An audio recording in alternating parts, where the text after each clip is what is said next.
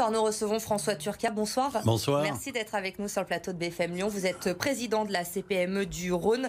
On va voir avec vous, bien sûr, les impacts du coronavirus sur les petites et sur les moyennes entreprises dans le département.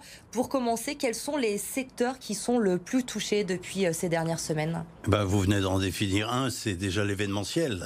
L'événementiel, c'est quelque chose de grave parce qu'il y a tout ce qui est derrière l'événementiel, les stands, les peintres, etc. Et je vous en passe.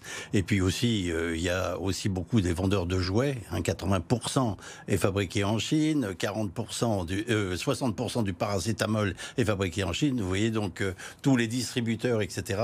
Aussi les pièces maintenant principales dans certains nombres de sociétés et d'usines manqueront à l'appel. Pour l'instant, c'était sur les stocks, mais la situation peut s'aggraver dans les heures qui viennent. Est-ce que vous avez déjà des chiffres à nous communiquer ? Est-ce que vous avez pu vous rendre compte de l'impact sur ces petites et moyennes entreprises ? Alors, sur celles qui travaillent avec des produits qui sont donc dans des pays en problème. C'est-à-dire que 55% de ceux qui travaillent dans ces pays-là ont une baisse de chiffre d'affaires absolument considérable, jusqu'à 40%.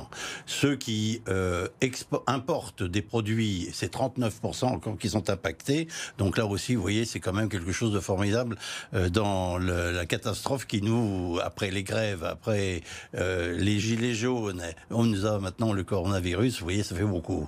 On a rencontré justement la semaine dernière une entreprise qui se situe à Corba, qui a la plupart de ses commandes vient de Chine. Justement, on voyait les stocks qui commençaient à se vider. Est-ce que vous avez ressenti une inquiétude justement de la part de ces entreprises depuis ces dernières semaines ? Bon, l'inquiétude, oui, elle est là, bien sûr. Vous savez, les PME, PMI et les TPE, on n'a pas d'autre souci que de faire travailler nos collaborateurs et notre usine, parce qu'on ne peut pas se reprojeter ailleurs. Donc on est obligé, même face au mur, d'aller de l'avant. Donc on continue, on a espoir, on espère que dans 2 semaines ou dans 3 semaines, ça ira mieux. Donc là aussi, l'optimiste reste de garde. La panique n'est pas aujourd'hui pratiquée, mais il faut faire très attention, ça peut tout de suite basculer d'un côté comme dans un autre. Est-ce qu'on peut craindre que certaines entreprises soient obligées de mettre des personnes au chômage technique ou peut-être même de fermer un certain temps si la situation continue ainsi ? Oui, bien sûr. C'est bien pour ça qu'on demande au gouvernement plusieurs mesures et on attend d'eux, cette fois, une aide considérable. Notamment, vous savez que vous avez des assurances en temps de catastrophe. Et là, on aimerait bien qu'au niveau sanitaire, là aussi, il y ait des assurances pour des épidémies sanitaires. Donc là aussi, c'est une demande forte. Mais par exemple, le gouvernement a très bien réagi et rapidement, notamment avec les URSSAF, qui ont promis, et ça a été officiel depuis ce matin, d'aider les professions libérales ou les indépendants à pouvoir soit éviter les pénalités, etc. Et là aussi, on demande aussi aux entreprises citoyennes, c'est-à-dire les grands groupes. Vous savez qu'aujourd'hui, une entreprise sur 3 peut déposer son bilan parce que la loi LME ne permet pas d'être payée à temps, malheureusement, alors qu'elle le devrait. On demande aux grands groupes d'être citoyens et de là de payer les fournisseurs tout de suite, de telle manière qu'il n'y ait pas de problème de trésorerie.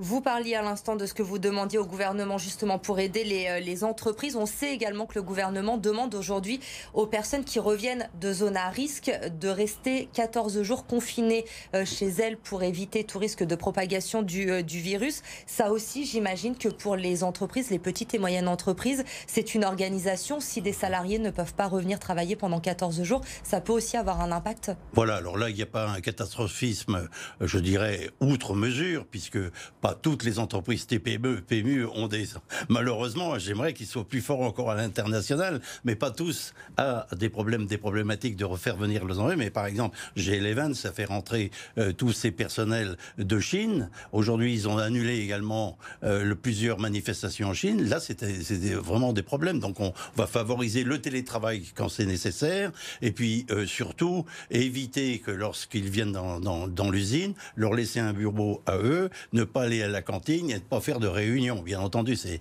en dehors des effets de laver les mains, etc., que vous connaissez parfaitement. Est-ce que les hôteliers, les restaurateurs du département sont touchés aussi ? On le sait, ils ont souffert, vous l'avez rappelé tout à l'heure, des gilets jaunes, des grèves en fin d'année. Maintenant, le coronavirus, ils sont aussi impactés par oui, ils sont impactés. J'ai eu le président Laurent Duc ce matin qui me disait qu'il demandait, il fait une circulaire à tous les politiques aujourd'hui pour leur demander de ne pas payer la taxe de séjour et que ça serait quand même déjà un élément pour augmenter leur trésorerie. Mais eux, ils ont un impact tout de suite de 15% de moins sur le passé, mais surtout c'est un calme plat aujourd'hui. Les restaurateurs également, c'est un calme plat. Si vous allez dans les restaurants, vous verrez que beaucoup de tables sont vides. Là, c'est vraiment une catastrophe immédiate pour ces gens-là, et c'est eux qui ont les trésoreries généralement les plus tendues. Donc vous voyez que la difficulté, elle se pose d'une façon encore plus accrue chez eux que chez d'autres entreprises. On parlait tout à l'heure de l'annulation de la foire de Lyon également, qui devait commencer le 20 mars prochain. On imagine que ça a de lourdes conséquences, cette annulation aussi pour les exposants qui se préparent depuis des mois pour cette foire de Lyon. Ah oui, c'est non seulement pour l'organisateur, mais c'est surtout pour tous les gens qui ont fait de la foire de Lyon le phare. Il y en a qui font jusqu'à 20 à 30% de leur chiffre d'affaires annuel pendant cette manifestation. Vous voyez un tout petit peu ce que ça peut représenter et les cascades, si vous voulez, qu'ils vont avoir de dégâts collatéraux lorsque ces gens-là n'auront pas pu vendre leurs produits pendant cette foire. Le fait qu'elle soit reportée au mois de mai, ça limite les dégâts ? En espérant que d'ici le mois de mai, tout soit rentré dans l'ordre. Et c'est ce qu'on espère aussi, évidemment, cette crise du coronavirus, on le sait, qui impacte évidemment de nombreux domaines dans le département du Rhône. Merci beaucoup, je vous en prie. François Turquia, d'avoir été notre invité ce soir. Je le rappelle, vous êtes le président de la CPME du Rhône.